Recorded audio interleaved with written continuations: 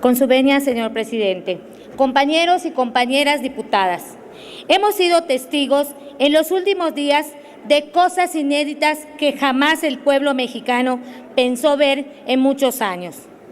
El desmelenamiento de una historia, la auténtica convicción de que el pasado era malo y que había que deshacerse de él para dar un paso a un futuro modernizador.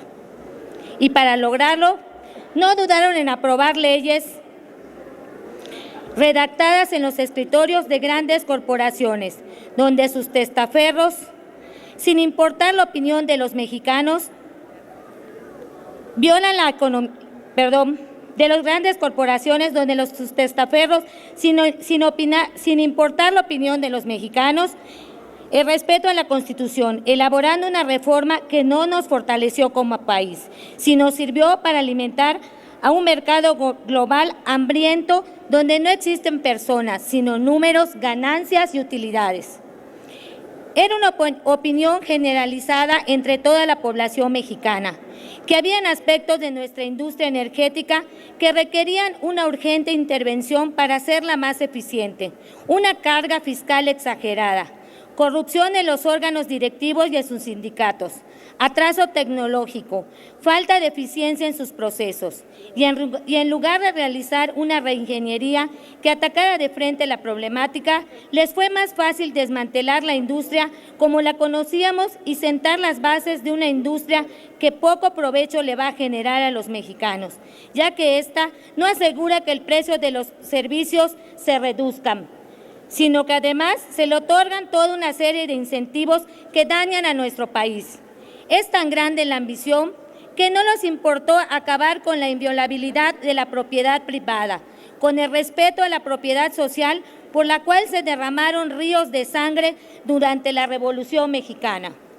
Crearon regímenes fiscales de excepción con grandes beneficios para las corporaciones petroleras, sino que además quieren vulnerar los derechos laborales de los mexicanos. Los excesos de un sindicato no tienen por qué pagarlo la fuerza laboral. Creo que antes de buscar transferir los pasivos laborales que hoy las empresas del Estado, se tiene que establecer claramente las responsabilidades de quienes de manera equivocada causaron un quebranto a Pemex y a la CFE y que paguen por sus actos. Por ello propongo que la deuda pública de nuestro país, que hasta antes de esta reforma era del 38.3% del PIB y que con la conversión de los pasivos de Pemex y CFE, esta deuda equivaldrá al casi el 50% del PIB. Los recursos remanentes del Fondo Mexicano del Petróleo se destinen al pago de la deuda pública para que no nos afecte la economía y sea una carga que tengan que solventarse con las contribuciones de los mexicanos. Un país endeudado a la larga tiene problemas económicos, ya que pueden ser víctimas de fondos de inversión que especulan con la deuda pública de un país. Tengamos en cuenta que nuestro país no va a tener petróleo de manera ilimitada y que además el precio del crudo fluctúa y no siempre se encuentra dentro de lo proyectado. De ahí la pertinencia de modificar el artículo 8 de la Ley del Fondo Mexicano del Petróleo para la Estabilización y el Desarrollo, que permita la transferencia de recursos a la armonización de la deuda pública como estrategia de una administración responsable que blinde nuestra economía hacia el futuro.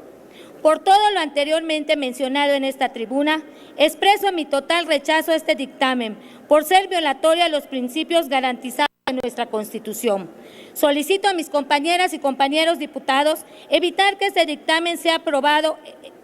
y cumpliendo con esa obligación que nos mandata a representar los intereses legítimos del pueblo mexicano. Es cuanto, señor presidente.